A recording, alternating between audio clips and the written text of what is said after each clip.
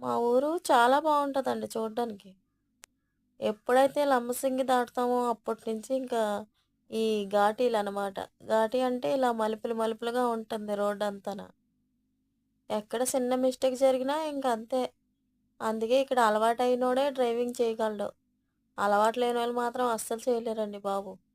ఎందుకంటే ఇంత ఇరుకు రోడ్డు మలుపులు మలుపులుగా ఉంటుందనమాట. 7 మలుపులుంటాయండి. అటునుంచంతా కొండెక్కాలి. మనం కిన్ అదే నర్సీపట్నం నుంచి మా ఊరు రావాలనుకో కొండెక్కాలి మొత్తం. డౌనూరు దాటాక కొండెక్కాలి. కొండ 7 మలుపులు తిరిగి రావాలి. అదే మేమే కిందకి రావాలనుకుంటే వైజాగ్ గానీ, నర్సీపట్నం గానీ ఇలాగ ఎక్కడికైనా రావాలి అనుకుంటే మేము 7 మలుపులు కిందకి దిగాలి. అందుకే జాగ్రత్తగా ఎళ్ళాలండి బాబు.